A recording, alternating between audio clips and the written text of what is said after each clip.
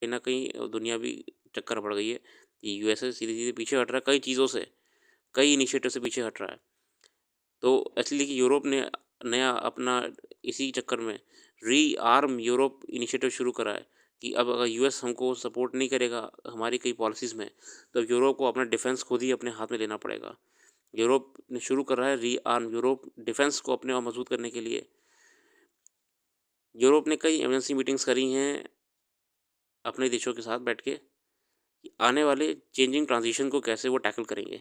जहाँ पे यूएस अब सिर्फ़ अपने ऊपर फ़ोकस कर रहा है, ना कि दुनिया के ऊपर। For India, a transactional engagement with America comes amid Trump's plan to rearrange the global order. What Trump and his team have in mind is nothing short of restructuring modern capitalism that emerged out of 1929 global economic crisis and remaking the post-war international system led by the US. There is a strategic premium on getting this right for major countries like India. Delhi has begun the engagement with Trump on a sensible note with PM visit to White House. बाकी भारत भी प्रयास कर रहा है कई चीज़ों को लेके इंडिया और फिलहाल भारत ने सबमिशन दे दिया अपना यूएसए को कि वो जो भी नए तरीके से काम करना चाह रहा है भारत उसका पूरी तरह सपोर्ट करेगा।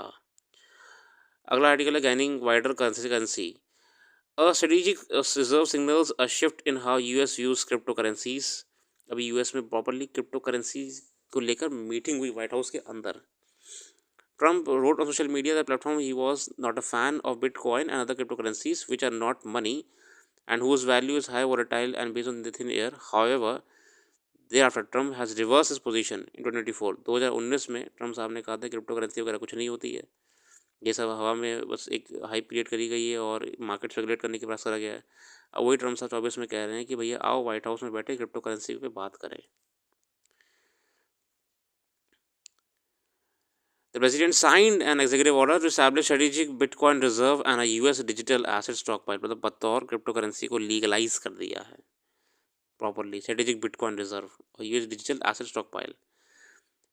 एग्जीक्यूटिव ऑर्डर साइन कर दिया है जिसके तहत अब यहाँ लीगल कर रहे हैं उसे। As per David Sachs, the White House AI and cryptocurrency czar, the US government owns about 2.2 lakh bitcoins. The executive order raises several questions. It says that the bitcoin deposit will not be sold. So what purpose will it serve?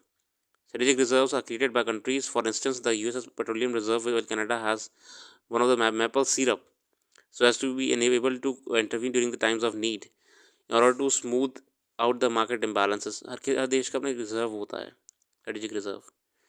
The executive order also states the government will not acquire additional asset for the stockpile and that any further additions to the reserve will be budget neutral.